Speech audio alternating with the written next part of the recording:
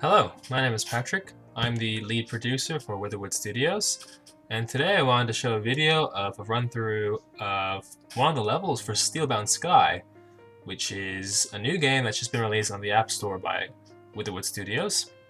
And I thought it would provide some interesting commentary, as well as show a proper run-through of how a level flows and how the game works, and how the mechanics can really introduce a new type of gameplay to this shmup genre. So for recording purposes today, I will be using the PC version of this game. Now, a PC release isn't actually out yet, but it is under consideration because the PC version of this game does run very well. So if there's enough interest, or if the iOS version does well, I will try to release that version. An Android version is pretty much under the same boat. But anyways, I'll open this level called City Level right now. And yeah, so this level hasn't been seen in trailers yet. Those are pretty cool. As you can see, I'm using my wind to try and stop these enemies, but they're actually hurting me. And so for these later levels, you'll have to use different mechanics to try and defeat different enemies. And for these ones, you will have to use lightning, which is an upgrade that you will get in one of the previous levels. And as you can see, it can be quite troublesome because some enemies are really easy to kill with the wind, but if you spam that wind, which is what a lot of players tend to do early on, you will get hurt. It kind of explodes on the town, so you can't always spam it.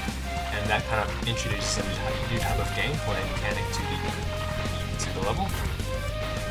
If you can remember, Fruit Ninja used a similar type of mechanic. Shout out to Half Brick Studios, which is another fellow Australian development team.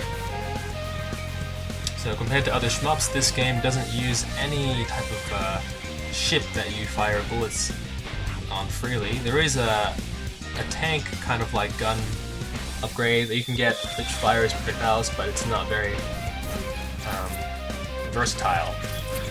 Really, the main mechanic is wind, and so you'll have to use that to deflect projectiles and move around enemies, and it's really a new type of shmup. As you can see, the screen's being filled. Oh, I just died. But the screen quickly gets filled with projectiles and enemies, and it can get quite hectic.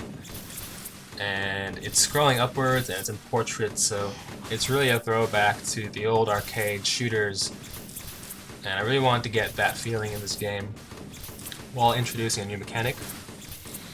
And the reason why the wind mechanic was chosen is because it works quite well with touch devices without a joystick, which is one of the main emphasis, which is a strong point of the game. So for this game, you can only use one touch at a time, and that's because, well, when developing it, it was on the PC, and if a PC version was ever released, you didn't want to have advantages on the iOS over, say, a PC version, or a version which used a stylus, say the Wii U, for example. So we stuck with one-touch mechanics. This game's based on a lot of skill and trial and error. Again, a throwback to the old kind of design philosophy of games. And this was chosen on purpose. So games today are quite easy to just kind of save and defeat. But in this game, once you use all of your continues, you will actually have to start the game all over again from level 1. And this may seem harsh by today's standards, but back in the day, getting to a later level meant something. Completing the game really took a lot of skill, and you had to repeat the first levels over and over again until you were a master. And I feel that the game's difficulty lends itself to a mastery of these. Oh, I used an ability there to clear the screen. A mastery of all these abilities. As you can see, I'm using some of these kind of weather abilities together in combinations, which can create some interesting points. I'm using tornadoes, I'm using the wind to push enemies into tornadoes, I'm using lightning to destroy the harder enemies. The smaller enemies can get killed by wind, but these red lines really add a new dynamic to the game flow. So So this game wasn't my idea, the concept wasn't my idea. Shout out to Pixel and Francis, who were the designers, and DK, the 3D modeler, and Ernest, who was the lead sound guy.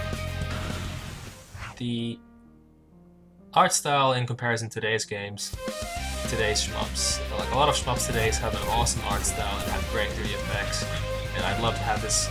I'd love to have that, but me being a programmer and currently being the only one working on this game, it's quite hard. So a lot of what you see here is just a lot of Frankenstein work of combining assets from the Unity store and Google and making my own kind of assets and putting them together into UDK. So I hope you understand that's why the art style isn't as interesting as a lot of today's modern shmups. So the music's pretty interesting. It's from this guy called GTK, I think, from the Unity store, and it's quite RPG-like. I chose it on purpose for this level. I thought it sounded pretty cool.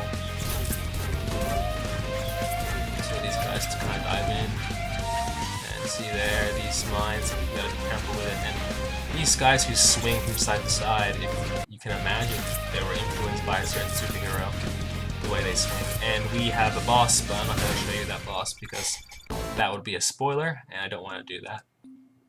So yeah, that's about it. As you can see, the game's quite hectic but vivid, and you really gotta master the core mechanic to try and get it done.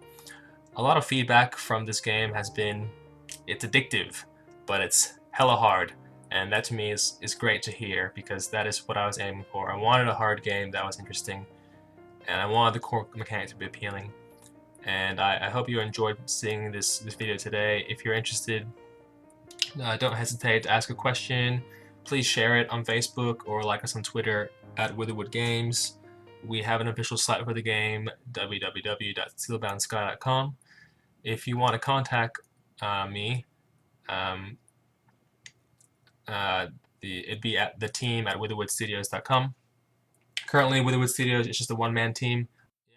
Feature updates, I want to add a world leaderboard and achievements to the game center, and I'd love to add maybe a practice level or some type of ranking system for each level. That'd be pretty interesting. If there's enough interest, or if the iOS version does very well, I'll be able to release a PC version and maybe an Android version in the future. So yeah, once again, this is Patrick from Witherwood Studios, and thank you for watching. I'll see you guys next time.